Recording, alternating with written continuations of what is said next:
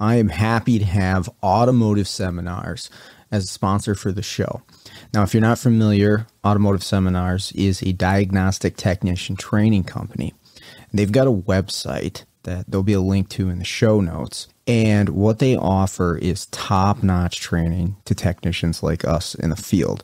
I've been taking their training courses for years and have got a ton of benefit out of it. They've got top-notch instructors, John Thornton, Scott Shotton, Scott Manna, and every other month they've got a 2-night course that you can sign up for.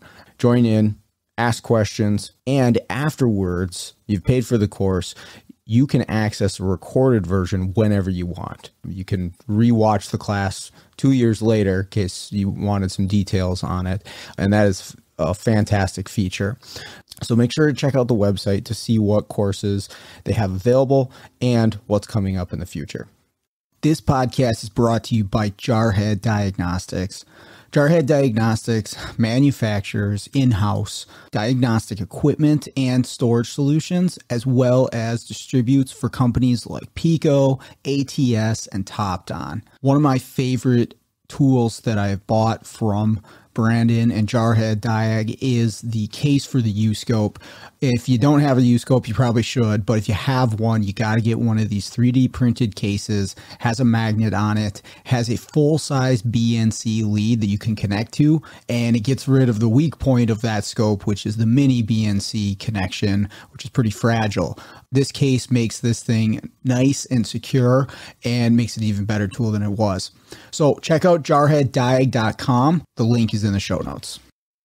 This episode is brought to you by L1 Automotive Training and Keith Perkins. If you're looking for education on module programming, J2534, EEPROM work, key and immobilizer, electrical diagnostics, or drivability diagnostics, Keith has a website, l1training.com, that's got over 60 hours of training videos on all those subjects and more. When I first started out doing mobile, I utilized Keith's videos on module programming in J2534 in order to get my head wrapped around what I would need for the tooling, the computers, the software setups, what kind of obstacles I would be up against when I'm out there programming modules on cars. And it was a huge benefit to me. And I continue to use the training videos that he has on his website. So I strongly recommend checking out l1training.com. We have got Auto Rescue Tools and Isaac Rodell as a sponsor for this podcast. Hey guys, if you're looking for programming laptops, you want the laptop set up ready to go for programming control modules on vehicles, you need key cutting equipment, you need diagnostic tools, Isaac is your guy. Has all that stuff available for purchase, and the support that he offers along with the purchase has been outstanding. I bought some stuff from him in the past. I got my Dolphin key cutting tool from him several years back. And again, the support has been phenomenal. Helped me out along the way with anything additional I needed to make it work for me. Also, for the month of June 2023, they've got Autel updates for sale. So make sure to check that out as well. Again, that's autorescuetools.com. The link will be in the show notes.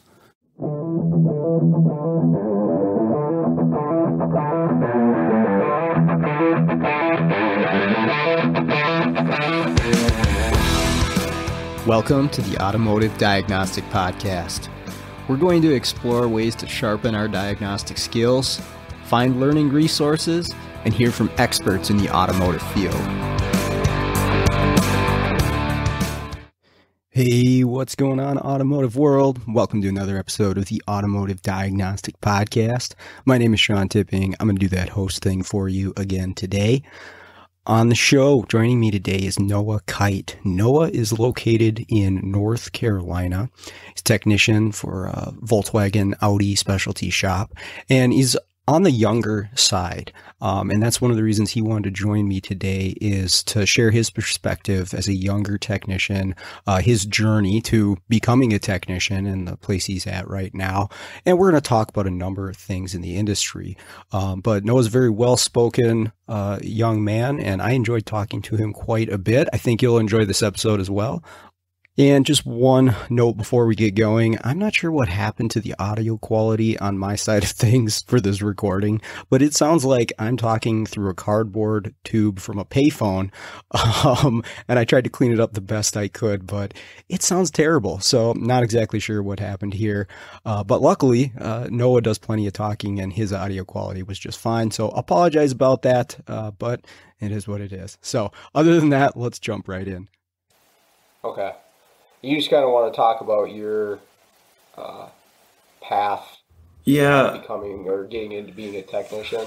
Yeah, I really enjoy hearing from other techs. That's kind of where I was looking up on Spotify, just like any automotive podcasts, and most of them are like how to build a Camaro, and just like they kind of niche stuff. And I found your podcast, and I was like, finally. So, and I haven't I've probably been listening for like 3 months or so, just hearing people's stories, and I find it really interesting. I know a lot of guys that you have on here have got a lot of experience. I think the one guy you had, I think it was Ben's story. He said he'd been doing this for like 12 years.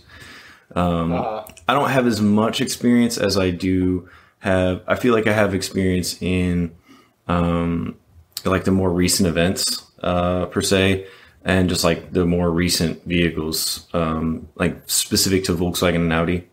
Because the newer platforms are just getting really complex. And then another thing I want to get out there is I had an amazing mentor. He was phenomenal. This dude, you're going to hear the story. It's awesome. And, if there's a younger guy listening, just like tips on like, if you want to follow these paths that I feel like a lot of these guys have followed, there are some things that need to happen, kind of a little bit of preaching. Gotcha. So. No, I love it. That's awesome. Cool. Well, I was going to say, do you, because there's a lot to talk about, so I know you can't, I'm not sure if you can fit it all. Do you want to hear about the service writing stuff? Because I was like a lube tech service writer and then a writer. For sure. Yeah. Okay. It's all part of it, and a lot of us have done that too, right? I worked at a couple shops where I was technician and writer. Yeah. And I wasn't on flat rate at those shops. But I had to sell my own tickets. I had to order my own parts. And honestly, when I went to just full technician at Firestone, I liked it a lot because I didn't have to deal with any of that stuff. I didn't have to answer phones and deal with customers all the time. But it gave me a really good perspective on that side of it, right? Because it is half of it is actually interacting with the customer and selling the work and pricing everything up. And I think it's a good thing for technicians to understand how that works, because I worked with a lot of guys at Firestone who clearly had never done that.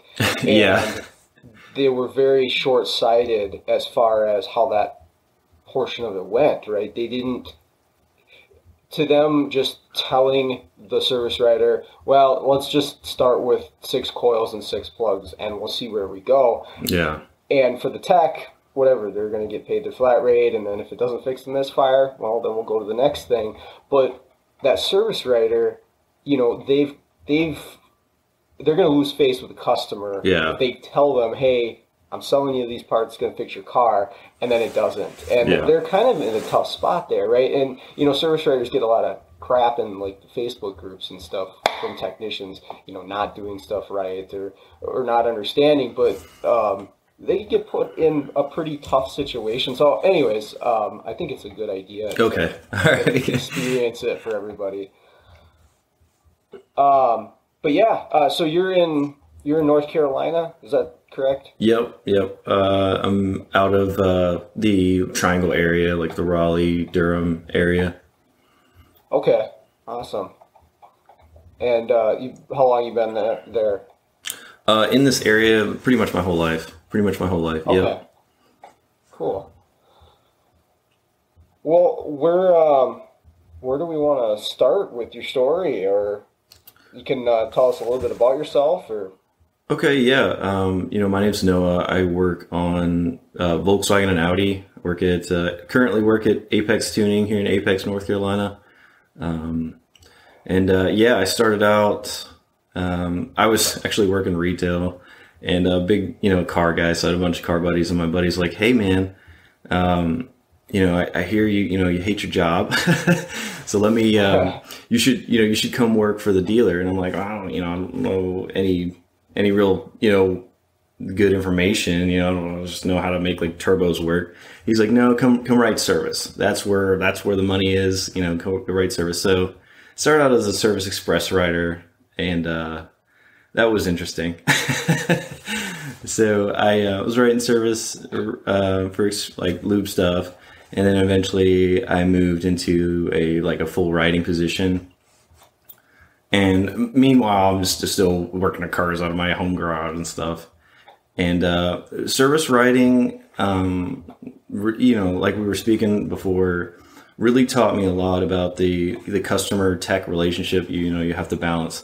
I know a lot of techs, may not. They're like, the writer, blah blah, and they do get a bad rap. And some writers can be a pain, but it actually made me respect the tech a lot more, because I'm like, I saw situations where techs were putting everything they had into it, and sometimes taking a loss for the customer. And I don't really think the customers really understand that. On the flip side of it, it also made me understand of the situations where, just how to speak to a customer. I think techs can be a little rough edged sometimes. Like, man, Sure. this thing's piece of junk. I was like, oh, easy, easy. So getting that customer relation. So I feel like I got a PhD in customer, if that's a thing. So yeah. So it's, it was a Volkswagen dealer, and anytime I bring up Volkswagen, they're like, oh, water leaks and wiring. That's really true. So I found that 50% of my experience was extremely negative, because the customer had just bought the car, or it was just outside of warranty, and now this car is full of water and every wire is going off, and no customer wants to pay 10 hours of labor to have some tech, diag every wiring. So it just wasn't fun. You're getting yelled at by the techs, the parts department, and the customer, as well as sometimes your boss, which is, wanting certain things as well. So, I was like, I work on cars. Cars are what I love, and not really customers, So I went. Right. I went to my boss one day. I really thought about it, because I was starting to hate to come to work. And I'll go into this later, but I did not want to be the guy that had been working there for 10 years and just hated every day. So I went to my boss one day and I was like, listen, the money's great. You've been really good to me, but I want to go work on cars. That's what I want to do. If I got to quit, I'm just going to go work on cars. And he was like, well, you don't have any training. So we can start you in the lube bay. And I was like, all right, well, you're gonna have to take the dive. And I took a pretty gnarly pay cut. I won't say what it is, but it was a lot. It was, you know what a lube tech gets paid. It's not much. Sure. I also want to thank my wife, because that was probably the craziest decision I've ever had to pitch to my wife. She's like, you want to make how much?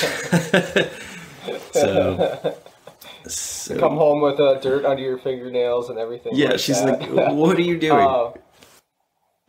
So prior to this, you said you were working on cars at home. So you didn't go to tech school or anything like that? No, I didn't go to tech school. Nope. Okay. So you just did you just pick it up, learn from your dad, something like that? No. So, here's a funny story I think people will like. I got this beat up Acura for my first car, 91 Integra. So yeah, I was fixing that all the time. But my buddy, he saw that and was like, oh, that's where I want to be for sure. So he got a more beat up Honda Civic, and we're 16. We're 16, and this thing was like it was like every mechanic's nightmare, is blowing coolant out of all 4 cylinders. So I got like he was like, I don't know what to do, and I'm like, I don't know what to do either. He grabbed a jack stand, I grabbed a jack stand, and like 6 months later, my father, he knew a little bit about cars, but not much at all. And we had a Haynes manual and a dream, and we made it happen. That was awesome. Like my entire summer was just like, I don't know, you're supposed to torque these? I guess. So yeah, I mean, it kind of gave me like an idea of like, if you put your mind to it, you can do it, but you will have to, sometimes I would have to reach out to somebody and say, hey, just getting that basic resources, and to be honest, I think everybody knows that a 92 Honda Civic is the easiest car to work on. So, but yeah, just kind of tinkering and messing with stuff. And I'm not gonna lie, I was a little naive. I was like, oh, I've done a strut before. I know, it's got to be all the same. That was a huge curveball. So. Yeah, and then going to Volkswagens from a Honda Civic, that's a little bit of a yeah, change too. I'm not even gonna lie. I was a big Honda guy, and I'm like, when my buddy was like, it's a Volkswagen dealer, it was my only in. So I was like, Volkswagens, I don't know. And like within the first month there, I'm getting in these cars, and I'm like, man, I know this sounds silly, but I was like, man, the buttons click. Like on the little knob buttons. I started to fall in love with the stupid car. And just I guess just German. They pay attention to detail where maybe most people don't care. The felt in the glove box, the felt by where the cup holders are, I like that stuff. It is cool. So I ended up buying a Volkswagen while I was at the dealer. So yeah, I started to like the brand. So that kind of led me on to even more passion. I was like, man, they're really good cars. I'm seeing these technicians do amazing work. If I applied myself where my passion was, I could go really far. I'm good with customers, but just passion wasn't there. That's going to be, a big thing for me, is just, following where I would like to go. I've seen a lot of guys, and technicians too, that are like, man, I hate it, blah, blah, blah. I hate working on cars. And, and I've heard a lot of guys will say, well, I liked working on cars in the beginning, but later on, I just hated it. And I'm like, I don't want to be that guy. I feel like if I find myself, and I know this is easy to say when you're a younger guy, but I feel like if I find myself working on a car and I'm just like, I'm miserable, I'm going to find somewhere else. I'm going to find something else to do. I don't think that's going to happen for me, but just being miserable at your job is not and there's a lot of that. There is a lot of techs that, they're there because they're making a really good wage. And I totally get it, but they hate it, so. Yep. No, there's a lot of people in general that, they go to work and they're doing what they have to pay the bills, but they absolutely despise, going into work every day. And yeah, that sucks. If you can, you should get out of that, even if it is a pay cut, because the money's not worth being, like you said, being miserable every single day. I had to like a heart to heart in with myself in the car, because I was like, it was not, even though it was not an easy decision, and I was like, would I rather be miserable, or would I rather take a pay cut and be happy? And truly, like, even though the finances were stressful, I was a lot happier, just way happier in general. So definitely worth it. All right. So you end up going to the lube rack. How old are you at this point? I'm just curious. I think I'm like 21, 22 at this point. Okay. All right. So yeah, so I was like, well, I know how to talk to customers, and I know how to put turbos on cars and stuff. Nah.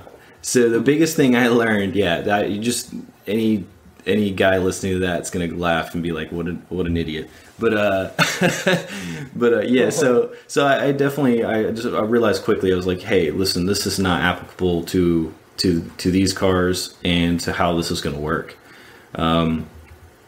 what was I going to say? The biggest thing that I learned, I was like, so what am I going to learn as a lube tech? And this is always glossed over by other techs, is if you think about it, a lube tech has a very specific process, right? Like Volkswagen sets for their tech, and all manufacturers, I'm sure, set like, this is exactly what you're supposed to do. They have a whole like, call outs of checking all the lights. It's 2 technicians, you're checking all the lights, looking over the car. One guy's writing everything down, the other guy's doing, and it's a process. The process of like, and these are little teeny tiny things, like pulling the dipstick, putting the cap on a spot, doing the filters on most Volkswagens are up top. So you always do the filter up top, and you go ahead and do that then, and then lift the car. It's a little teeny process, check the tires, check the brakes. That was a big thing. And one thing as a lube tech that I had to learn was maintenance schedule. Because you have to know when things are due and suggest them. Mm-hmm. So, man, I probably spent like 2 months just reading the maintenance schedule over and over and over again until I was really confident with it. I really want to say this though. I feel like a lot of guys come out of school and they go right into being a technician, and they're worried about diagging cars and trying to get that flat rate going. And they never really get that basis of learning the car's maintenance schedule forwards and backwards, and just like having an exact process for just doing like lube work. I to this day still torque the drain bolts. I'm that guy, but it built a process. So, I've been there for a couple months, and I'm like, hey, I'd really make a good technician. I'd really and everybody's like, sure you would, bud. and it just didn't seem like it was going to happen for me. I didn't have the certificates and all that stuff. So I was like, well, I'm a really good lube tech, but that's not enough to become a technician. So I spent, it's a fairly slow shop, if I'm being honest. There's only one lube bay. So I spent every single day, I would read the SSPs. I would annoy the master techs, and we had half of our shop is a master tech. I would annoy them. I'm like, how did you become a master tech? What did you do? And they would tell me their story. Yeah. And then when I couldn't do those things and I didn't have a car, I was cleaning and learning how to service our little machines, the tire machine and all that. And again, still a lot of techs, they might be like, well, like who cares? One major thing that this gave me an advantage in is master tech, because the master techs to me were the guys that mattered. I wanted them to know that I wanted to be good, and that I could be a good tech. And they'd walk by and they're like, dude, you've been cleaning this machine all day. Like, thumbs up, man. And I started earning respect. I was, it's kind of like a bank account, you start to earn that respect, and then suddenly he's like, all right, man, come over here and, help me with the pry bar. You can't just walk. That's another thing too, is you cannot just walk into a shop and expect everyone to show you things. You have to earn respect, especially as a young guy and as a young tech. If you're, and I've seen lube techs do this, if you're on your phone, leaned up against your toolbox, eating snacks, you will get that exact same treatment when you need help. Like, hey man, there's something wrong with this car, and they'll be like, okay, well, there's the scan tool, Look it up on your phone. Yeah, good luck, bud. So yeah, and they were like, man, you're doing good work, you're not slacking off. And eventually I got to the point where I had the respect for sure. So, I went to my boss one day. I was like, hey man, I really want to be a tech, and he was like, cool, and he, for whatever reason, he did not feel, we had 3 positions at this time. He did not feel the need to make me a tech. I don't know why. I'm not holding it against him. Maybe there was something that I was doing wrong that I didn't know. So I went, tech hunting to become a tech. And I've heard in a lot of these podcasts, and this is one of the things why I want to get on here, is they're like, oh, we can't find any techs, blah, blah, blah. So I would roll up and I'd be like, hey, I'm a lube tech. I'm a really good lube tech. I want to be a technician. I'll take whatever pay, but make me a tech. and I did probably 6 or 7 interviews that day, and literally none of them wanted to make me a technician. I can understand somewhat from a management position. You're like, I don't know you from Adam. You're gonna have to prove yourself to me, kind of deal. But like where we are right now, there are not a lot of technicians walking through the door going, I want to be a tech. So Right. it's like you're gonna have to develop these guys, because there's not 5,000 guys graduating from school every year, especially in our area is booming. We got shops opening up every day. So yeah, it was really discouraging. At the end of the day, I did actually end up getting 3 offers. So I went back to my boss and I'm like, hey, I got 3 offers. One was like a Chevy, a Toyota dealer, and he's like, well, cool. Good luck, man. And it was a little frustrating for me, because I was like, man, I was like, other people want me, but they don't seem to. And I went to I call him the foreman of our shop, because he's if any of the other techs hear this, I love you guys, but his name's Tony, and he's the foreman to me, because he's the go-to guy, and he's like he has a lot of wisdom. He's a wise dude. So I went to him and I was like, what do I do, man? Like, I've got this option. He's like, you can either stick it out here, and possibly be trained by me, or you can go and you get your money and possibly have a nightmare. You get tossed into a shop where they don't want to train you. They'll pay you as a tech, but they just send you out. And that was a fear of mine, because I've heard of a lot of techs getting that treatment, So I turned down all 3 offers, and I put my head down and I kept going. And one day the boss pulls me in the office. He's like, guess what today is? Today is the day you're going to start training as a tech. I'm like, oh my God. Yeah. How long did you work as a lube tech then, from start to that point? I can't remember exactly, but I know it was at least 8 months. Okay. It was getting close to a year at that point, and for me, and I think for most lube techs, after about 6 months, if you're pretty good, because we don't have like A, B, and C techs. We only have, you're either a lube tech or you're a full-on tech. There's no in between. I got So after 6 months of just doing oil changes, you're like, I got to do something different. And I mean, yeah, in the grand scheme of things, 6 months or even a year, not that long, but I know what it's like when you're 21 or 22, whatever, how long that can feel when you're doing like the same eternity. thing over and over again. It feels like, yeah, you've been doing this for years, and you're just like, oh my God, I want to move on to something else. I totally understand that. I was the same way. I actually worked at a Toyota dealership for about 6 months maybe. And that's all they had me do was oil change, run the car through the car wash, oil change, run the car through the car wash. And I was like right about to graduate tech school. And I'm like, I want to do something. I want to get my hands dirty with something besides oil. And they had a whole process. You had to wait and move up the ladder, how they do it in dealerships. And I was like, I'm out, because I got an offer at an independent. And they just threw everything at me that I wasn't ready for. But that's what I wanted. I wasn't patient. So I totally understand that feeling. Yeah, and the feeling too is, I think a lot of people see it as like, well, you're just impatient.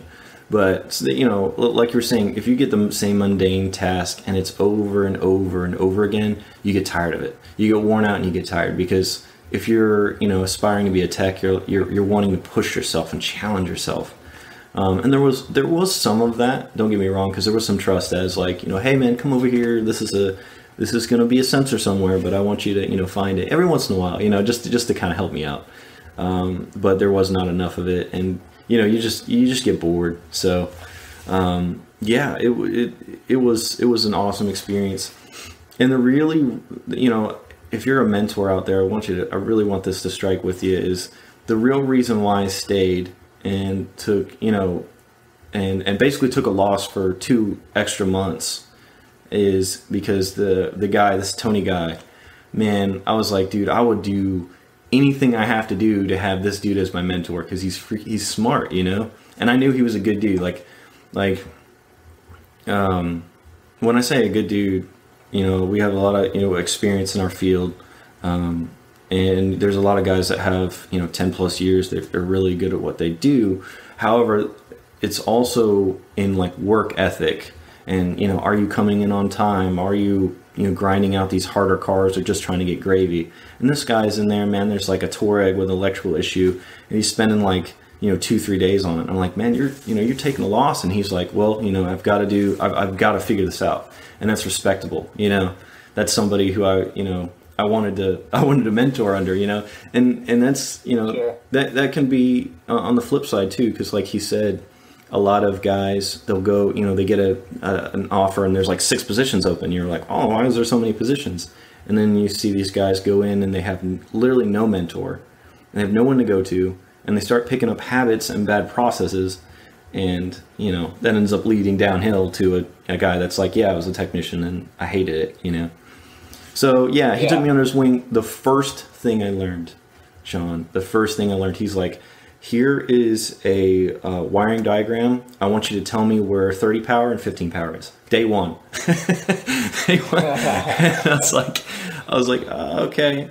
And German diagrams are still in the colors are written in German. So I was like, it says RO over here. I don't even know what color that is. and yeah, we started learning wiring, and I can't say how obviously I admire the guy, but I can't say how thankful I am for that, because that became my everything, because I could read a wiring diagram. Mm-hmm. And I realized that there are a lot of techs out there, and I'm not trying to be like rude, but there are a lot of techs that can't read wiring diagrams or don't fully understand the diagram. And at least for Volkswagen, Audi, it's really hard to exist without knowing the diagrams. And I later found that there was guys well within the Volkswagen Audi field that I'd be like, yeah, man, well, just trace this wire right here, and they're like, oh, okay, I just didn't know how to read that. And I'm like, you've been doing this for X amount of time, and you don't know, So it was really helpful and eye opening, for sure. So when you're working with this guy, once you switched over to technician, was the apprenticeship where you shadowed and worked with him all day, or was he just there to support you while you were kind of doing your own thing? Yeah, he would. The team, I get it was most decisions were made by him. Obviously, we had an advisor, and we had to turn something. So, but if there was a difficult vehicle, sometimes he would take it, but most of the time he would be like, he would give me the keys to something like a no start, and he would be like, I want you to tell me. I don't know if he would give me an exact directive, but he would be like, this is a difficult car, and I want you to figure it out. And I would be like, that kind of panic. He wouldn't really like shadow me per se, because he did he was still partial flat rate, from what I assume. But he would be like, give me something from the vehicle. Tell me something. Tell me what's working, And he kind of like built the process and kind of like nailed it into my head. It's like, just like you have with your, your lube process, and you know exactly what to do with an oil change. When we get a no start, you're going to want to build this process. He kind of instilled that into my head. And he was only a bay away. So I'd be like, I'd be under the hood, and I'd be like, Tony, and he would just, come over and help me. So yeah, he was fairly close. In our shop, it's a team-based system. So you have a leader, and you're right next to your mentor, so to speak. Gotcha. So then, are you paid on a flat rate, but based on what the team outputs? Is that how that works there? Yeah. For the team leader, yeah. Gotcha. So yeah, and I was on guarantee for a while, so I took that opportunity. I think it was quite a while. I'm not gonna lie, it was more than 3 months. I was on guarantee, and I'm not even gonna lie, I was whining one day. I was like, man, this car is so hard, and I'm getting so frustrated with it. And he was like, you don't need to be complaining. You need to be learning from these vehicles, because you're getting paid. You spent this entire day, you've got 3 things to show for it, but you're still getting paid. He's like, once you go flat rate, you will have to be efficient at this. So you need to take every single hard car, and that's why I'm giving you these really difficult cars that are going to kick your tail, because once you get flat rate, these things are going to get easier. And they did, and I started to kind of look at it differently when we had a more difficult car. I'm not going to say I was an angel, but I would try to take the more difficult and frustrating cars, and that I'm glad I did that now, looking back. There's still a lot I have to learn, but these like crazy, these very sporadic issues, things like that, I learned for, and like you said, I was still getting paid, so it definitely helped me when I got flat rate, for sure. Well, yeah, those ones that kick your butt, those are the best training, right? For sure. It's tough and it's frustrating, but yeah, at least if you have the comfort to know, hey, I'm getting a paycheck at the end of the week, it takes the stress out. It makes it a little bit easier. Yeah, when you're on flat rate and you're losing your ass because you're just on one car and you're watching the guy in the bay next to you knock just out like 4 or 5. Yeah, the frustration is not only the car, but now your paycheck and all the bills that you got to pay. And that is where flat rate can really go wrong for people. I was lucky too to be on hourly for the first 4 years of my actual technician career, and it was just the shop I worked at. That's just how they paid, and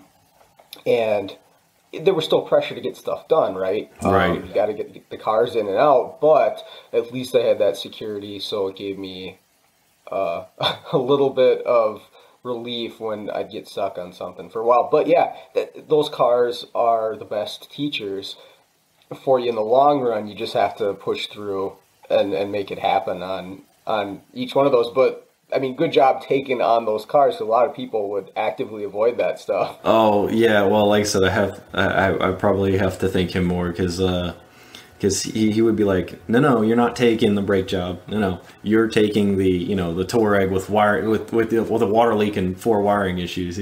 I shouldn't make it out to where I didn't get like the total nightmares, but I would get a lot of the no starts, a lot of the and it just built that process. And you got to remember, I went literally from doing nothing but, we didn't do brakes, we didn't do brake flushes, might have done 1 transmission service the entire time, to full on diagnosis. So the mindset was, there was a big jump there, because you definitely have to change your mindset of how the vehicle works. That started, now that I know where the wiring's going. Okay, why is the wiring from the BCM going to steering column control module? Things like that, and you start to see how the car connects.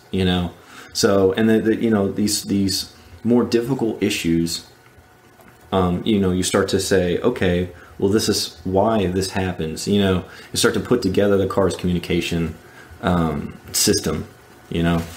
So there's and not only just the wiring and stuff and understanding the components, but just understanding electrical concepts alone. Did he help you out with that as well? Because if you hadn't gone to tech school, where did you gain the knowledge of, hey, this is how electricity works? Yeah, he taught me a lot of that stuff, but I think it was, I did end up going to Volkswagen Academy.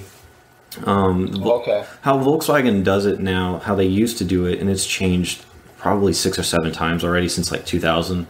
How most of the Master Techs told me is they used to have I think it was like a 2-year school. I could be wrong, but it was a long school, and you would go in, you would do your UTI, get your certificates, and then you would go to Volkswagen school, and they would teach you A to B. And now how they do it is they call it like intro to Volkswagen. But it's 2 full weeks with an instructor, and it's like, this is exactly how we do it, which is really helpful. There's almost too much information in just those 2 weeks to absorb it all, but it was really helpful to understand like how the company thinks about things, Okay. I wish I could give you an exact example, but I can't think of anything right here on the spot, but there was a lot of things. Okay, like terminals, like how a specific Volkswagen terminal. I know some guys may already know this, but there are differences. They use Bosch style stuff. It was it was really an interesting class, and it kind of taught me. It taught me how to look at the communication system, but it also taught me like this is how the engineers are looking at this. Okay. If that made sense. So yeah, I started to understand resistance and things of that nature through that class, and I came back, and definitely picked up at a lot faster pace after that. Okay. Yeah, I think anytime you come back from a good training event, you're pumped. Yeah, for sure. And not to backtrack too much, but that's one thing I enjoy about this podcast is hearing some of these guys, and I'm like, man, like, I'd love to hear that dude speak, kind of deal.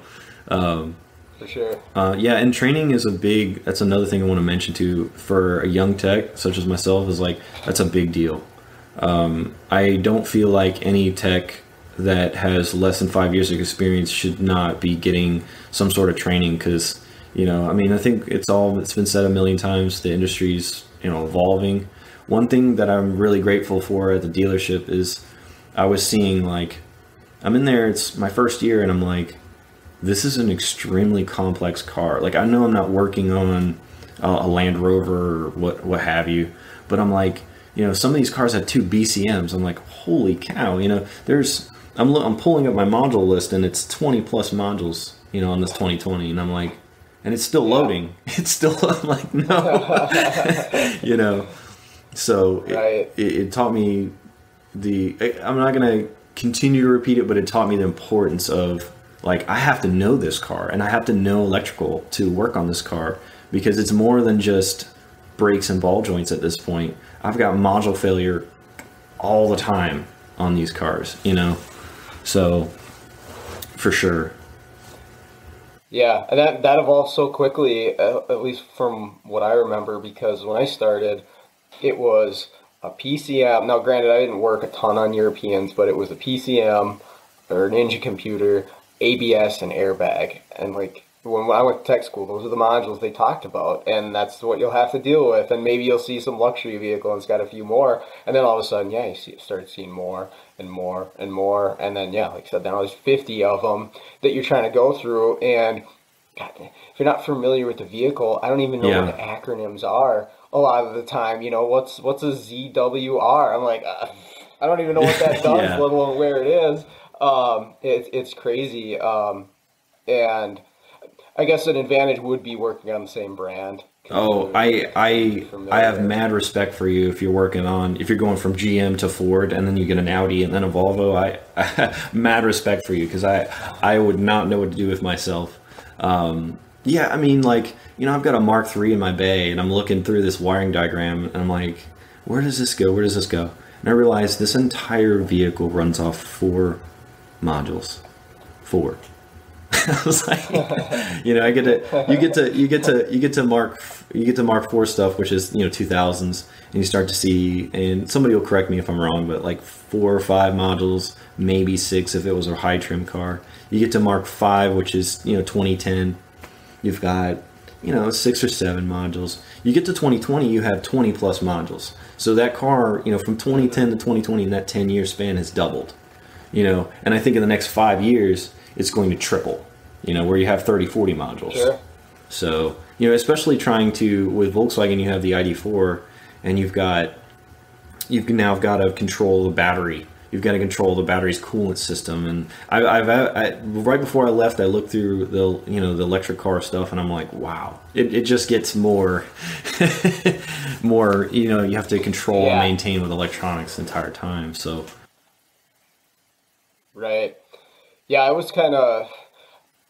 I never did a whole lot of hybrid work when I was out in the field. We'd get one in every once in a while, or anything with a high voltage. We didn't really see it that much. And lately, in the last couple of years, I've been getting more and more calls on them because, like the old Priuses and there's Ford Escape hybrids and stuff. They're kind of aging now, the 2008s and stuff, and we're starting to see those quite a bit in the independent world get worked on. And I'm going out to these, and they are, like you said, very, very complex. Just the amount of electronic equipment on a vehicle, just for the hybrid drive and high voltage battery. There's a ton of stuff that, yeah, you got to learn all this stuff. But the nice part I've found is, you know, if you can figure out one or two, you know, traditional modules, a PCM and a body control module, a lot of the same thing applies, besides the big orange cables, right? Be careful there. But Do not on touch. the 12 volt stuff, the communication, you know, ignition circuits, grounds, like that stuff's all the same for all of that stuff. And that's what I try to do in my class too, is like, okay, we're going to talk about modules. I want to set you up with information that you can apply to any control module that you work on, regardless of what its function is. Let's figure out how to check for these basics. You know, do we have power where we're supposed to have power? How do we know that? Do we have ground? Do we have communication? Is there anything else external to this module that could be causing a fault? And I mean, you can tackle not everything. There's obvious exceptions, but you can tackle almost anything, even if you have never necessarily worked on that model. So there's a way to approach it, but yeah, like you said, it just gets more and more as time goes on. For sure. Yeah, and that's one of, you know, going back to training is like, you know, I don't think that anybody truly thinks that they know it all per se, but once you get comfortable with a car, you're like, you know, I feel pretty good. And then it just increases. And that's where, you know, as a younger tech, I'm looking at more training. And I think if you're a younger guy, you should, because, you know, you have to catch up rapidly. You know, it can't be understated. It just cannot be, because coming from, you know, new vehicle tech, you know, and now obviously I'm at an Indy. It's like, you know, this is just I'm going to see this in 5 years, and I'm going to see more major, just absolute communication system failure. So, you know, getting out there and getting that training. You know, recently through the podcast and through a couple other podcasts, I've been hearing about a lot more training and a lot more classes. And I think that's a thing that younger techs need. We need to be caught up, because it's even harder, I'm sure, as a mentor to try to, you know, teach this, you know, young guy who won't stay off his phone, you know, this entire communication system when, you know, you yourself are trying to learn it as well, you know. So. Yeah, for sure. And yeah, trying to teach something is definitely one of the best ways to learn, I guess. But yeah, you should have a pretty good understanding going into it. Yeah, and well, the other thing is too, you could learn everything on a new vehicle, or, you know, a newer vehicle as a young person. Come in, okay, I've got these 2015s down, but then you might, depending on where you work, you might run into some older stuff too, and some of it relates, but every once in a while you get an older vehicle and you got to sit back and think. I had an 89 Cadillac oh my gosh, that I had to go work on, and I really had to jog my brain, because when I first started as a tech, those things were dying out. There's every once in a while you get an old early 90s Cadillac or whatever it had a 4.5 throttle body injection, but I had to sit back and think. I'm like, hang on a second, it's been a long time. And so you push buttons on the HVAC controls. You push off, and I think it's warmer. You hold it for, I think it was like 5 seconds, and then the digital dash will pop up, and you can scroll through the data stream, and you can scroll through codes, and you can run bi-directional controls all through the HVAC controls for the engine computer, which, I mean, for 89, that was actually pretty impressive. Super high tech. But anyways, the point was even if you get everything down now, the thing is there's 20 years plus of vehicles out on the road that might come into your bay, and you've got to be able to work through that somehow. So it benefits you if you can take that mindset to, hey, I can take my knowledge that I've gained and start applying it to something maybe I'm not so familiar with, because you know that happens all the time in this industry. No matter how much training you go to, you're going to get something that you're unprepared for in some way. For sure. All right, so where are we at with your career path here? You were so I was or being mentored in. Yeah, being mentored in. got through that, initial kind of break-in phase, so to speak, and got out, started doing flat rate, started really just getting good at it, getting a good flow going. Obviously not efficient yet, but still kind of learning and going through. And all I had was this. I got to shout him out one more time because this dude's amazing. All I had was this little roll cart, and he sees me out here. I'm trying to turn, make money, and I've got like 4 wrenches, And one day, this guy, he used to be our old foreman. His name's Charles. He shows up with his car, and he's like, "Hey man, help me unload this stuff." And I'm like, "All right." And it's all these new tools. I'm like, "Dude, this is wow, man." Just pulling out new tool after new tool. And he's like, "Hey man, guys have told me you've been doing a good job, and I wanted to give you kind of like a booster." So you get, here was probably, I don't know, at least $800 worth of nice tools that he got me set up, and I ended up finding out that my mentor had a lot to do with it, and man, I couldn't say when that happened to me, especially as a new tech, I couldn't tell you how like grateful I was. Because you as a new tech, you see more of your failures than you see your successes. You're constantly screwing up and getting yelled at, so it can be interesting. So doing that as my mentor just meant that. And one thing the guy Charles, our old foreman, said, he was like, "Man, I was like, dude, like, thank you so much." He's like, "I don't care what you do as much as I care how you do it. Do not be a sucky tech." And that has stuck with me to this day. He was like, "Do not be a sucky tech."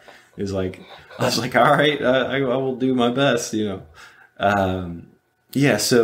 that was a huge boost to morale. So I started going flat rate, start kind of, cranking out, I was feeling good. And then, it was probably a couple months go by. I'm about a year in, roughly. My timeline's a little rough, but COVID hits. The day I purchased my first house, one of my proudest achievements, we shut down the state, which was a nightmare. It was a nightmare. Now, mind you, there's a lot of experience in this shop. Okay, they do not need a young guy at this point. We went from I don't know, like 50, 60 cars, 70 cars a day, something like that, to like 2 for 12 guys. Wow. It was like this for probably like 3 weeks, and then they were like, we were pretty all sure that there was going to be furloughs, which was terrifying. And then they came to us and said, "Hey, we're going to do a guarantee for you guys." It was like your average pay kind of deal. So we did that, and then around August, around August of last year, it started to pick up. Man, we were like actually like cranking cars again, and so they're like, "Hey, you're making above your average. Like, we're going to take you guys off," and that was great. So yeah, I'm still working and kind of grinding out. Man. Well, the one thing that really did bother me, especially being a young guy, and keep in mind that, getting a bad habit of a tech is to look around and find, everybody else's flaws. Okay. And I don't want to be seen as that, but I was seeing, another tech who's not there anymore was churning out crazy hours, and he just wasn't doing a good job. Right. And my mentor had taught me, my mentor didn't turn crazy hours either, but again, he was a good guy. My mentor taught me, like, if you're going to do something, you're going to do a good job. It's Volkswagen. 50% of it is wiring and water leaks and stuff. You do what you can, kind of deal. Yeah. And this guy's over here just kind of slinging parts and sending cars. It frustrated me. It frustrated me a lot. Some guys he was right next to me, like on the other. So it frustrated me a lot, and it was hard for me to overlook. Every day I'm seeing my timesheet, and this dude's, making more, right? And again, I don't want to come off as a jealous tech, because if you're a hard worker, okay, and you're grinding out, that's nobody's business. But when you're not doing good work, and your younger guy is kind of struggling, getting on his feet, it can be really, really demoralizing, you know. So it kind of built up frustration, and among other things, there were other things going on, and I was just getting kind of frustrated in general. And so I decided to kind of take a leap. I was just getting tired of the dealer life, I guess, in general, is how we could sum that up. And I started to take the leap to Indy, you know, and it was not an easy choice, you know, because my mentor was amazing. But I kind of felt and I also didn't just like, okay, I'm just going to pack up my stuff and go. I kind of felt where I was in like the same grind every day, you know, kind of back to where the lube tech was, where I was like, you know, these are the same modules that are going to fail. You know, this is the same wiring issues. I wouldn't say I felt like confident, is more of like competent. You know, I just felt like I kind of knew my way around those warranty issues, so to speak. So I made the jump to Indy, and I was like, all right, yeah, I know all this stuff about these, you know, fancy modules and stuff. And I came in, and suddenly I realized I could just kind of throw all that away, because Indy life, you know, so they do a lot of, we do a lot of performance work, and that can throw a curveball at you quick. You know, going in and you're riding in a car with an, you know, upgraded turbo and a tune. You know, sometimes it's Audi, sometimes it's Volkswagen, and learning Audi as well is a whole nother ordeal. But yeah. So this is a specifically Audi Volkswagen performance only. Yeah, that is all that they do. And that's why I liked it, because I was like, you know, I can take some of this is going to be familiar. You know, most of this is going to be familiar, but we, you know, I still get a chance to challenge myself. And they're like, you know, they kind of needed a second like diag hand, so to speak. So I was like, all right, cool. You know, that could be me. So yeah. So I go in, and I'm not gonna lie, I was like, you know, okay, like I can do this. And it was like starting all over again. It's like starting all over again for sure. Because you're not seeing the failure of like emergency call module. If you're a Volkswagen tech, you'll know. And, you know, you used to see that all the time on the new cars. I'm working with cars that have been on the road for 10 years. You know, some of them are tuned, some of them aren't. And I'm just seeing these like failures that I've just really not, I may have seen once or twice, but now I'm seeing them 3 or 4 times a day, you know? So major curveball there, but a good one. You know, I can't say enough going from Indy to dealer. I do think that one of the things I think the training's really good at a dealership. You know, I was lucky. I had a good dealer. I had a good, you know, foreman and a pretty good boss. But when you get to Indy, it is a lot different. Resources change. You know, it can be very tough. It can be very tough to kind of figure that out. Going from having a full, you know, spoiled. I didn't realize how spoiled I was. Like I had a full parts department, you know, I had all these, you have all these staff, you know, everybody has a little task. And now I'm like, I am the parts department. Oh, okay. You know, I'm partially the service advisor, but we do have an advisor. So yeah. And if you're a tech that is like, well, I'm kind of bored with doing the same thing at the dealer, going to Indy could actually be a really good thing for you. Because you're going to just see just the craziest stuff. Like I know you're aware of just, you know, all these different types of failures, because a lot of these people with some of these cars that are under a certain price range, you know, they don't want to take their car to the dealer because they know that the dealer is going to charge them X amount of money. You know, they may not trust the dealer, so they're going to go to their local shop, and that can be some pretty wild stuff, you know. Yeah. Well, and imagine if you throw the performance side of things in there on top of everything else, regardless of the brand that you're working on, you just open up a whole new possibility of problems Just that you can wildness. have, right? You get these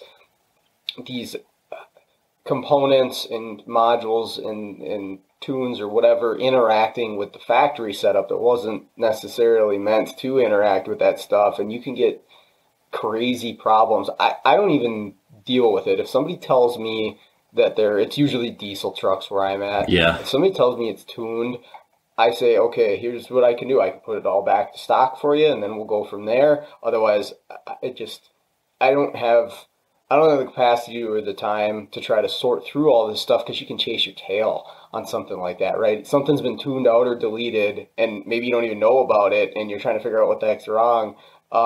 So yeah, that's got to be a whole nother world of issues there, huh? Yeah, the foreman of Apex actually wanted me to mention this. I have this. I've got this Mark III in my bay, and it's let's just say, I want to say this gently because I don't want to make anybody upset, but it needs a lot of love in the wiring department. Somebody has done their own custom wiring through every harness in that car.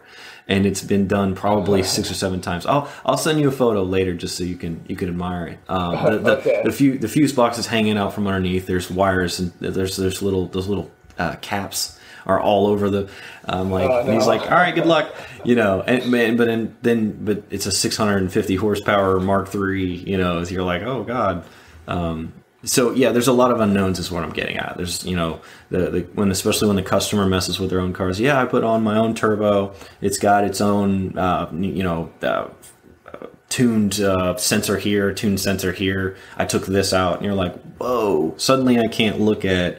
I can't go into scan tool and I can't look at these, these pieces of data because you've taken them out, or your tune file has just nulled it to where it's not going to read what it should read. It's really making 30 pounds of boost, but the car's computer only sees 20 because I guess it has to finagle. Like, you know what I mean? Those situations. So, a big curveball to learn. And one of the things too to admire is like, at the dealer, when it came to like, and this was something that I didn't like is, and it, the car needed an engine or it needed like certain like, I guess like fabrication, which is not many people do that, but we had to send them off. And at the shop that I'm at now, it's like, no, we'll build the motor and we'll do the welding, So that's really interesting. Although I consider myself as more of an electric guy and more of a diode guy. It's interesting to see, techs pulling apart engines and replacing engines, turbos being put on. That keeps it really interesting. You really, and when we say this all the time, you really never know what's coming through. I mean, it could be, it could be Gam Gam's Beetle, or it could be, a fully built, RS7. You just don't know. But yeah, it keeps diagnosis interesting especially for me, because I don't always know what I'm going to work on next or what the configuration is going to be, and really just challenge yourself. It just really challenges you. So yeah, I gotta imagine the learning curve is just crazy doing that. Do they, at your shop that you're at now, do they have procedures in place as far as how to work through something like that? Like, hey, you got this guy that did all this stuff to his car and he wants X. How do you even approach that? What's your mindset going into it? So I'm going to use this Mark III as an example, and hopefully it doesn't kick my tail later and all the guys make fun of me for saying this, which it probably will. No, so the first thing we do, so the Mark III came in, it doesn't have any, it had no, so the Mark III came in. The foreman looked at it, so he's going to be the one to look at. If we know that the car is going to be a severe issue or has had severe issues, then the foreman looks at it. He said, he was like, "All right, we've got no communication. I don't have what was it? I believe it wasn't like we don't have power to the cluster, and we found that the main ground was like twist cap together, kind of deal." So we get with the customer. We say, hey, listen, Like, I get it. The car needs some help. Here's where we're at, and here's where we're going to start. And we kind of give the customer a kind of an estimate of how much labor we may need. We'll say, hey, if you want to approve this much straight time, we will go in and we will get you more information. So as a technician, my goal is to make sure my customer gets the value for that. So I'll go in. Look, again, this car has pretty much no communication. It's almost as if the ECM is dead. So I'll go in and I'm like, all right, I want to tell the customer what I do have and what I do not have. So I go in, okay, I've got a good battery, great. Okay, we've repaired the ground, great. So now we start to go in. I can't communicate with the ECM. So my first thing is, do I have power to the ECM? So I check it. I do have power to the ECM. Look at the fuse box, just make sure we don't have anything stupid, which it ended up being dangling underneath the dash. So that got sketchy quick. Just look and see, okay, I have 15 power. I've got power when I turn the key on to the fuse box. All right, do I have 15 power to my ECM? You just kind of going through the basics. I want to find what I do and do not have. Turns out I don't have spark to the coil, or spark to the coil. I don't have voltage to the coil. There's no voltage signal at all coming out of the ECM. I was just messing with this yesterday, so I don't have a full diagnosis ready for the car yet, but it seems like the ECM's not putting out any information. So that's what I'm looking to give the customer, right? Because on a car like this, which is why I'm using it as examples, I could go for days and days and days and days telling them things that are wrong. But what I want to give the customer is like, hey, this is what I do know. I know that if I swap the ECM, the vehicle does not respond any differently. I know your fuse box is good. I know your ECM has power, and I know your ECM has ground because I've checked all of them. From here, now we need to figure out what the ECM is seeing that's making it not put out any signal to these said sensors. Kind of just get a basis for the customer, because for a customer it can be daunting if somebody calls you up and just says, this is a piece of junk and it's going to be 20 hours of straight time. Do you want you got to give them kind of a ballpark of like, we will work with you, but we also have to have you understand that this particular situation is complex. We'll do the best we can for the customer, and give them the best value that they can get. Yeah, I've run into. I had a Land Rover the other day, and I don't particularly like European cars. It's not my cup of tea, but don't blame you. I'll look at them for diagnosis, and the shop wasn't even really sure which problem they were after, which that alone didn't strike me as very good. He's just like, well, just scan it and see what's going on with it. You'll know. And I went in and the dash is a Christmas tree. Oh, no. And the thing's got like 50 codes in it, which, European cars, you pretty much always have codes, but this thing's got every light on and all kinds of different warnings. It's not like a single comm issue. And so I went up to the guy, I'm like, hey, this thing's got way more than just one problem. You called me out here for a diagnosis, I charge my hour. I was like, this, if you want to know everything, this is going to be hours and hours and hours of work. Do you want me to do that? And he talked to his customer, and they figured out exactly what it was after. But yeah, sometimes you get into this stuff, you're like, where do we start all this out? But yeah, what, which direction do we go? And I even remember stuff like that in simpler cars at Firestone, with a card come in with a check engine light, right? And it's got 6-7 codes that aren't all related, and trying to explain that, sometimes just the service writer, but to the customer in a lot of cases, like, hey, this is multiple problems that we've got to sort through. This is going to be multiple diagnosis here, and not all the customers actually understand grasp that concept. Yeah, and that's one thing, going back to being a writer, is one thing you have to understand is if you get in there and you've got 20 codes, you got to make sure that stuff's documented, because then that means when they come back and they're like, oh, well, it's still misfiring. You're like, hey, listen, you had these misfire codes. I quoted your diagnosis to look at it, or whatever your process is, right? Because I know some shops are different. But I quoted you to look at this and so we could figure it out. But you haven't. This takes the strain off of the service writer for looking bad, and this takes the strain off the shop for looking bad, and because you've got all your proof in your documentation that you did what you could for the customer. If they don't want to put several $1,000s into their car, I understand that, but we also, try to give them the big, the idea, hey, Mr. Customer, it's a, gently, say this gently, but like it's an $800 car, and we've got 20 codes in the, I did have this recently, we've got 20 codes in the ECM. Your ABS module is trying to catch itself on fire. You know what I mean? Just give them the idea of where their car's at. And if they don't want to spend the money, and I can respect that. I don't want a customer to spend a bunch of money on their cheap car if that's not what they want to do, really in general, I don't want them to spend a bunch of money on a cheap car, but you do what the customer wants. Yeah. There's some of those tickets you send up front. You're like, please don't sell this job.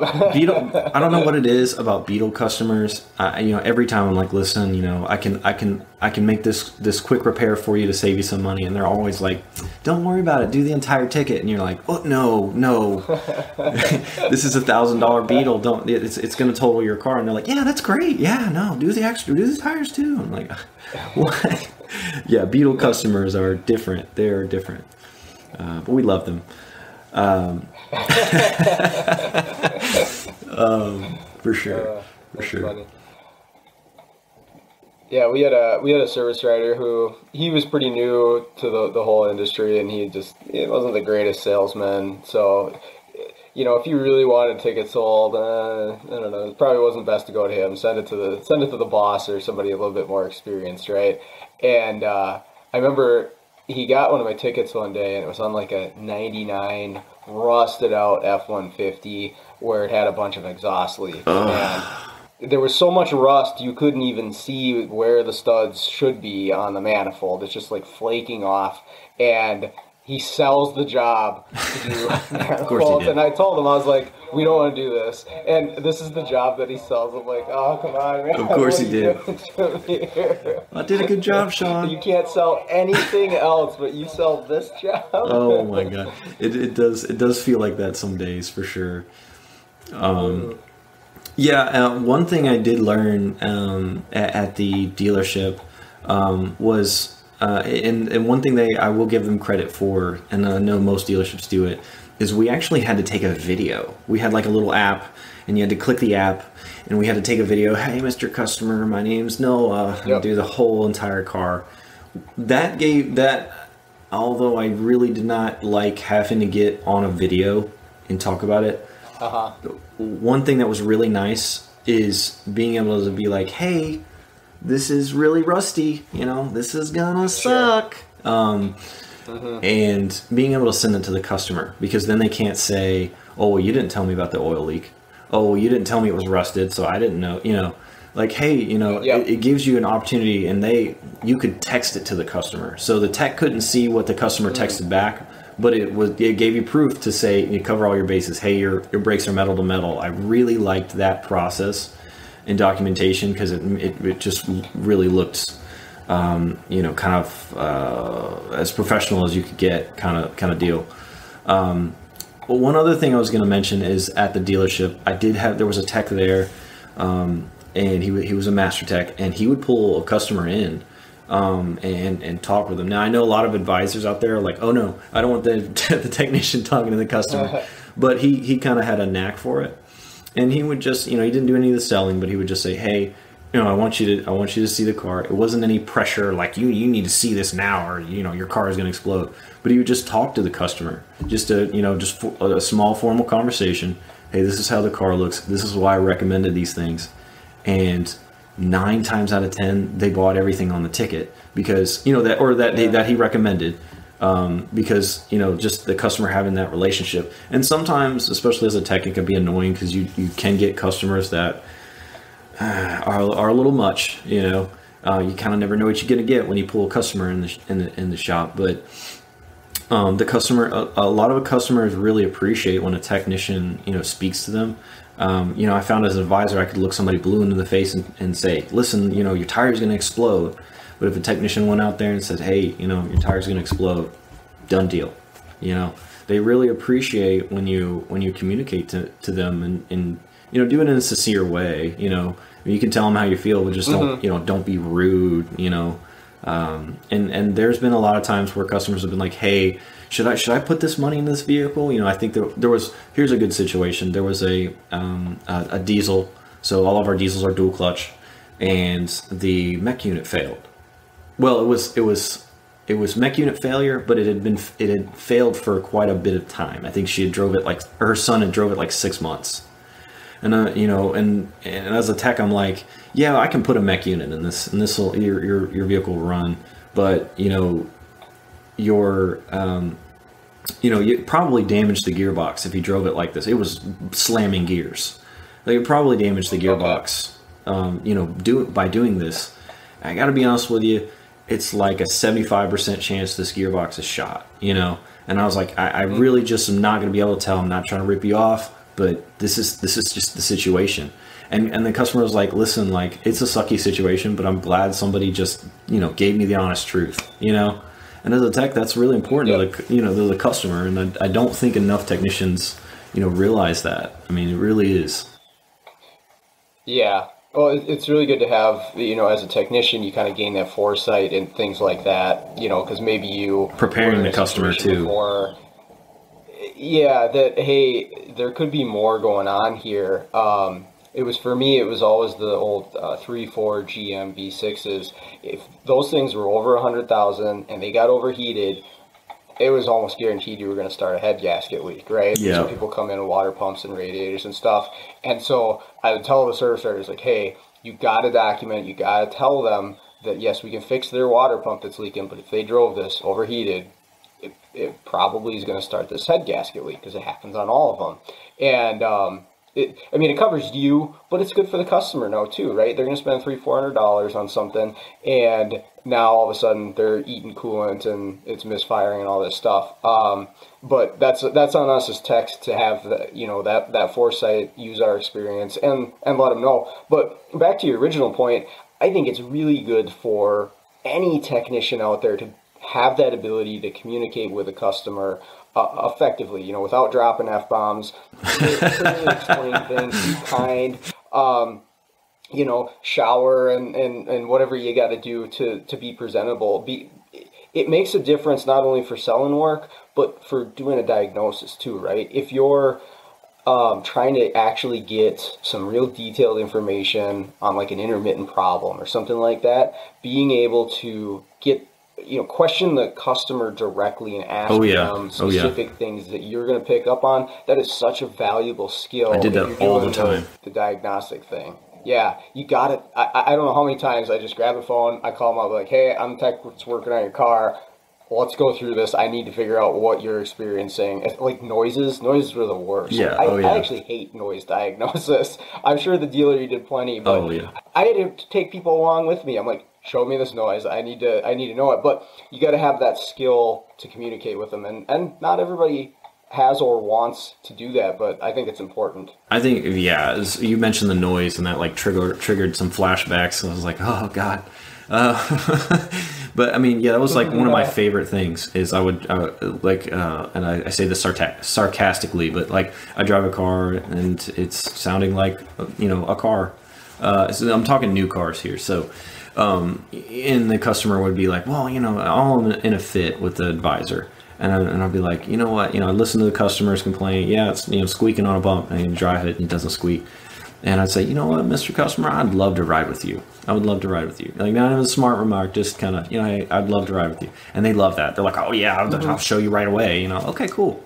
And then we would drive with them, and it was about a 50% rate. 50% of the time we would drive, and we would drive, and then customer would be like, I can't make it happen. And I'm not gonna lie, as a tech, this is kind of mean, but I kind of love seeing their face go, it was doing it. I just loved it, and I'm like, I don't know. Yep.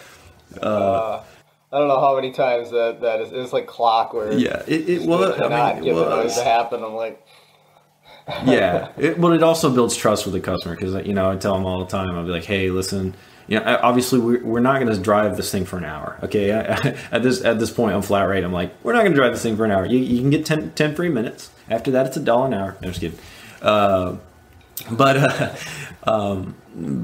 you know, if the noise comes back, you know, come back and I'll drive it. And I actually did. I had a guy. He was really kind. That's why I offered as much. And I was like, dude, you know, if it makes this noise, I don't want you and your family driving in something you feel unsafe. It's like, come back, you know, when we're open. I was like, I'll ride in it again if I hear the noise. You know, we'll get you scheduled. So he's like, thanks, man. You know, I really appreciate it. And next day, he comes back. He's like, he's making the noise again. And sure enough, the noise had gone from quiet to like this gnarly clanking noise, like left to right, gnarly clanking noise. And it was at the time, it was very rare, but the steering gears can fail in these. It was a 2020 Atlas, and the steering gear can fail internally, and it makes like a really gnarly noise. And I was like, dude, like we got to get you in a loaner car like today. So, and he appreciated that because, you know, you put in that time and effort. And where I'm going with that, I guess, is that now I have a customer who is going to trust me when I put a recommendation on it. Does that make sense? You know, I'm building that equity with the customer. And that was what that other tech was doing was, you know, he talked to, hey, you know, the air filter's bad. And he was showing the air filter and, oh, yeah, thanks.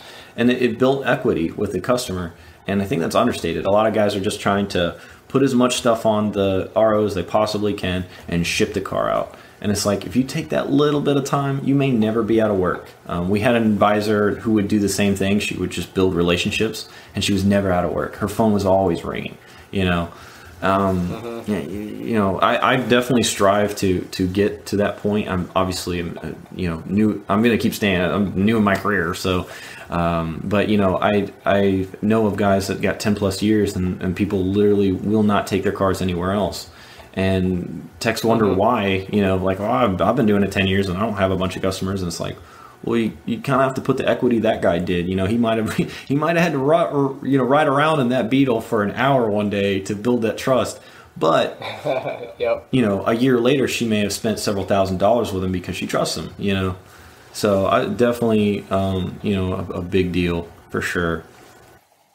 That's what most people, most if not all people who are bringing their cars in to get serviced want is somebody they can trust. Right? Yeah, that's a big deal. That's really what it comes down to, because there's such a veil over, you know, what we do for somebody who has no clue about this. They just want somebody that's going to be honest and straight with them. You know, so yeah, if you can be that guy or girl, I mean, you're going to have a ton of customers. Yeah, it's that simple. And one thing I actually do really like about the shop that I'm at right now is, you know, I came in and I'm like this flat rate tech, and I'm like, I can sell all these services on this car. It's like, you know, it's 10 years old. I was so excited, you know, because you don't see a whole lot of, you don't like that 2010 vehicle. You're not seeing a whole lot of them at the dealer. You're seeing some, but you're not seeing every car is not a 2010 with 150,000 miles. To a flat rate tech, that's pretty good work, you know. And the focus of the owner was like, yeah, I mean, if that's what they need, like if their brake fluid looks like a swamp, yeah, we want to service it. But our main focus is addressing, you know, concerns. And what that does, you know, what he explained to me is what that does is it brings the customer's, you know, alertness of like that defense mechanism down a little bit more, you know. Because now you don't have like, oh, all your fluids are bad and this and that, and we need to do this air cleaning service and all this stuff. They build their guard up by doing that, you know.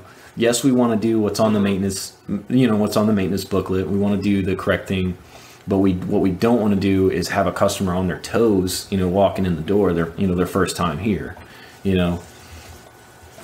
So that was definitely a major change, for sure.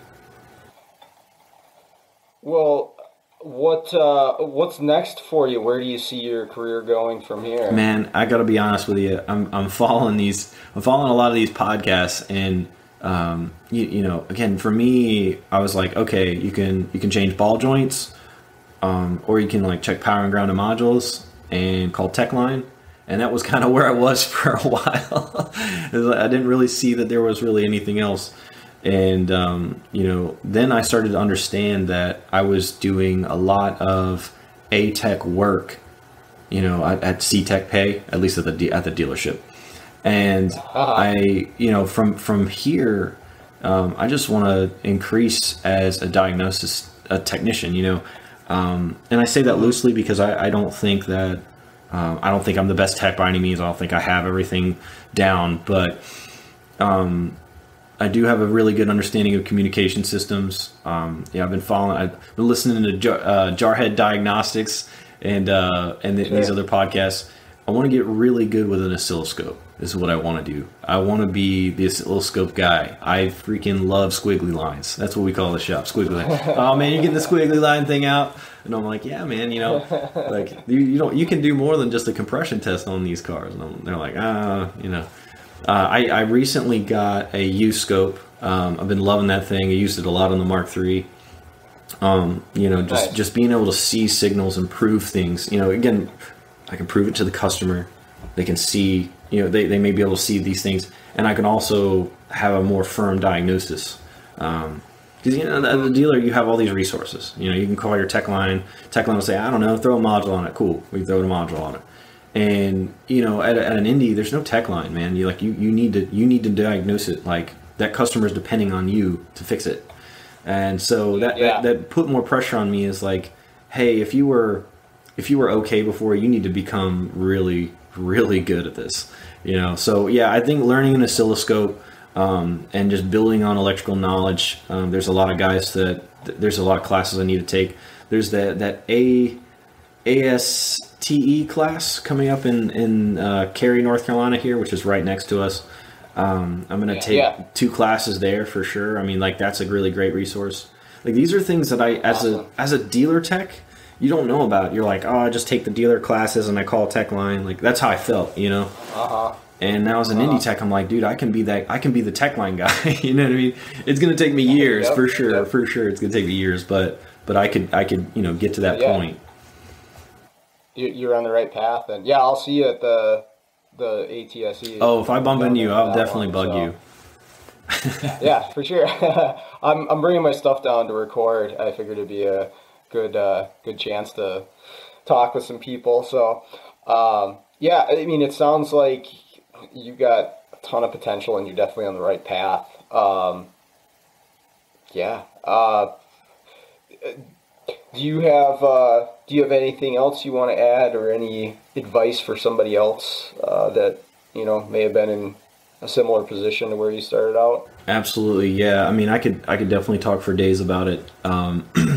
If you're a mentor out there, I hear a lot, I'm listening to these podcasts, I'm hearing a lot of guys like, oh man, now these young kids, all they do is like sit on their phones and they never want to work and we can never find a tech and blah, blah, blah. Like, I know that a young tech is a risk if you're a shop owner, but there are a lot of young techs out there, and I have these friends in the local area that are exceptional technicians, and they're young. And if you foster and build up a good young tech, you will not have to look for techs. I know that's easier said than done, but I feel like, this is like being that young guy and, hey man, I want to be a technician. And they were like, oh, you don't have UTI, just get lost. That's a really, really silly habit to have in 2020 plus, Mm-hmm. And, mentoring these younger guys, I totally realize, and I've seen loop techs that absolutely just were there for a paycheck and were clearly not technician worthy. But if you're a mentor, if your apprentice sees that you don't really care about the customer and you're slapping on things just to make that extra buck to hit that level, they're going to pick up on that quick, and either they're going to say, that's how so-and-so makes money, that's how I'm making money, or they're going to say, I don't want to be like that, I need to get out of here, and and the last thing for a mentor is like, if you're mentoring one guy and you're not overloaded, I realize the load that your boss can put on you. Put everything you can into that guy. If he shows his worth, put everything you can. My mentor got me tools. My mentor showed me how electronics and electricity work, and he spent a lot of time. And I did a lot of stupid stuff, but he didn't ever have that, like, you're not worth it mentality. He would yell at me, but he didn't have that, you're not worth it, you're just a dumb young kid. Please don't have the mentality with these younger guys, because there are guys out there, again, there are guys out there that are really smart that probably could have gone to a college, but they said, no, I want to be a mechanic, I want to be a technician, that just need to, kind of that extra push and that extra step from a good mentor that's been doing this for 20 plus years and really knows their stuff. So if I could leave off on anything, that would be what I would leave off on is, don't give up on these young guys, man. We're out there for sure. Yeah. Well, yeah, and the industry needs them for sure. We can't be scaring off younger people from this, because somebody's got to take over, as people retire. Give right? that lube tech a shot. Yep. Mm-hmm. No, I've seen the impatient tendency of shop owners, shop managers, service writers, and I talked about this with Scott Schotten, and they're up against it because they're trying to make their numbers for the month, right? They're trying to hit a certain whatever, whether they're the owner paying all the bills or it's for their paycheck, and a lot of the time they just don't have the patience for somebody who's learning and doesn't, they're not productive in the way that they want, and so they'll run them out of the shop or they'll fire them before they even get a chance, and it's such the wrong attitude in the long run. Now, I guess if you only plan on working there as a service writer for the next year, maybe that is the case in some instances, but if you're going to do this for the long run, you want to be at a shop for a long run, you got to grow these guys and girls, from being young. And when I was talking with Scott about it, it's, you look at like sports, right? And I realize it's different, but in a way it's very similar. They draft young kids and they slowly build them up over a period of years. And they put all the right tools around them. They shelter them. They don't put them in, I'm a hockey fan, so they don't put them in situations out on the ice that there's a lot of, they're not going to put them out there like, okay, we've got 5 seconds left, go score this goal. They're going to allow them to have a sheltered minutes and go up against easy lines and then build up their confidence so that eventually you got that superstar, right? But it takes time. For anything, you've got to put in so many years and so many hours to get good at this. You can't just be good at it. And so, yeah, we gotta have more patience for the young people. And so somebody like yourself who's got passion to do it, that is the person. Please have patience with somebody who's interested in this. If they're not interested in it, I don't know what to do. But if you got a passion, give them a chance. Wait it out. Yeah, absolutely. And if you foster that, you'll always have somebody. If you have a guy who you have a tech leave, you'll always have kind of somebody ready that you can pull and put in that situation. I mean, because we're seeing. I look on these groups and I'm seeing a toolbox on a tow truck every single day on these groups. One guy said he had 6 guys leave in a week, and it's like. Wow. You gotta have these younger guys, ready to go, or at least in the pipeline, and show interest in them. Mm-hmm. If you're like, you're just a young dude, you don't know, because these 20 years of experiences that you want in your shop, right? And I understand they're just not. They're few and far between now. You're not going to have a shop full of guys that have been doing this 20, 30 years anymore, You're gonna need to have these younger guys. And another thing too is a big thing in my area is the push for having a UTI grad. And I'm not gonna bash you if you worked hard and got through school. Not gonna do that. But you tell a guy you need to go to UTI to work at my dealer to get paid flat rate. And he just took out, what is it? It's like $30,000 here in NC. I could be wrong, but I'm pretty sure it's very expensive. And then you put them in there and you're like, I think it's more than that, but yeah. Yeah, and then you put them in there and you're like, hey, I'm going to pay you. And it's like average starting rate here in Raleigh is like 18 an hour. It's like, and if you're not turning 60 hours a week, what was that for? You've told them to buy a brand new Mustang, right? That's what he has to pay for. and you want to pay him the pay that a base model Ford Fusion would pay, you know, for or what would pay for. There you go. So yeah, I mean, well, that's the thing about the different tech schools, and yeah, there's UTI and there's one in the Twin Cities here that's at like $40,000. I don't know if it's a year, the whole program or whatever it is, but still a ton of money, and you can get fantastic techs out of both of those places, right? Like Matt Skundrich and Seth Thorson both went to UTI. Phenomenal techs. Those are just two right off the top of my head. But at the same time, I've worked with techs from UTI that can't fix the sandwich, right? And really what it comes down to is what you put into it, because you can go to a community school, which a lot of people I know did, just a regular state-funded 2-year tech school. That's what I did. And if you put in, the effort while you're there, you can get just as much out of that as you would if you went to UTI. Now, I know they specialize in stuff, but what I'm saying is, to somebody who's hiring to look for just one school, I get it, but you can get some fantastic people that just went through your local trade school, and they put the effort in. But I guess, yeah, you got to give them a shot, and you got to be able to recognize. I think it comes back to the passion too. I think those are the ones that are really going to get the best out of their learning, is the ones that are passionate about it. So. Yeah, and I'm not at all saying that if you went through like UTI or anything like that you can't make it or anything like that. I had a buddy that went through UTI, and he told me, he's like, dude, honestly, half the guys here have no shot. That's what he told me. He's like, half the guys here have no shot because they're not applying. They're in class on their phone, But I mean, he ended up going through. I was like, dude, I'm not gonna lie. I was kind of negative. I was like, do you really need UTI?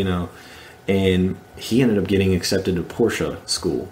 And now that guy's working on Porsche and Ferrari. He's the same age as me. He works on Porsche and Ferrari an hour away from me. And I was like, oh, maybe I messed up, So you can still make that funds, but that guy that went through UTI and spent that money, he's going to be looking for that top tier job that UTI told him he would get. It's going to be hard to get him at a Chevy dealer or something like that unless you're willing to pay for it. Yeah, for sure. Well, I'll tell you what, I'll title this episode "UTI Sucks." Everybody listen to it that way, right? I'll have a million messages to me. Oh, really? You think so, huh? Stupid Lube Tech. Stupid Lube Tech things. Okay, that's going to do it for today's episode. I want to thank Noah again for joining me today and telling his story, his journey to being a technician. I enjoyed talking with him quite a bit. Hopefully you did as well. And I want to say thank you to everybody for listening. So let's get out there, start fixing the world one car at a time.